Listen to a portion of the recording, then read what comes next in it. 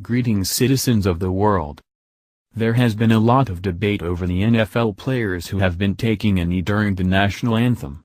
These players feel that they need to raise awareness to the lack of racial equality in America by disrespecting our veterans. At any rate, whatever moral high ground these protesters were trying to take have been dealt a devastating blow after one of those players was just arrested. The whole national anthem debacle began when Colin Kaepernick took a knee last year to draw attention to supposed police brutality in the black community. Of course, the mainstream media immediately backed this un-American action and the protest only grew. Last week, the anthem protest reached its fever pitch when hundreds of players took a knee, or entire teams stayed in their locker room. But, here is where the irony of these protests begins to rear its ugly head. One of those players that opposed the national anthem was arrested and racked up a ton of felony charges. Los Angeles Rams defensive lineman Ethan Westbrooks, age 26, was arrested on Friday night, September 22. Westbrooks was pulled over for speeding near Bakersfield, California, and that is when the police officers noticed a gun in the glove compartment while he was searching for his vehicle registration. The firearm that Westbrooks was in possession of was reported stolen back in 2009 and was loaded with a high-capacity magazine that held 13 rounds of ammunition. So, Westbrooks was arrested, and he was charged with not one but 5 felony charges: receiving stolen property, carrying a loaded firearm, carrying a stolen loaded firearm, grand theft of a firearm, and possessing a high-capacity magazine. Everyone in America knows that the gun laws in California are stringent, but it is the state's law, and he broke it. So, how is that not for racial inequality? If anyone else was caught with the same firearm in their car, they would face the same treatment. Westbrooks was not profiled but caught for breaking the law, but will the Rams fire this felon? Most likely not, considering that there are numerous NFL players who are criminals who are still allowed to play ball. MassLive reported that since the year 2000, 855 NFL players had been arrested, and those charges range from DUI to drug charges and also include 96 domestic violence cases and 71 assaults. That even consists of 2 murders.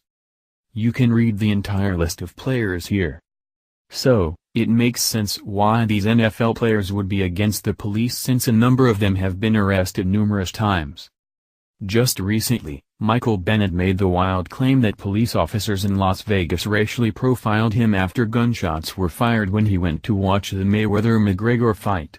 Bennett claimed that he was singled out of the crowd for being a black man. Bennett was detained for a short time and was released, but of course, he needed to make a stink out of it on social media.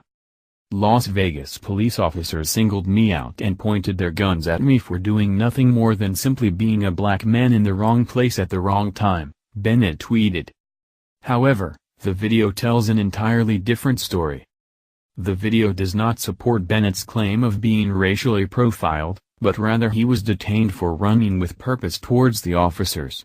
Of course, Bennett has not retracted his claim and apologized for saying what he did, but that does not help his agenda or the protest on the football field. Here is more from Blue Lives Matter. What was made clear was that Bennett was not racially profiled, and the circumstances were explained to him after he was detained for only 10 minutes. It possible, but appears unlikely from currently released video, that a second officer jammed their knee in his back.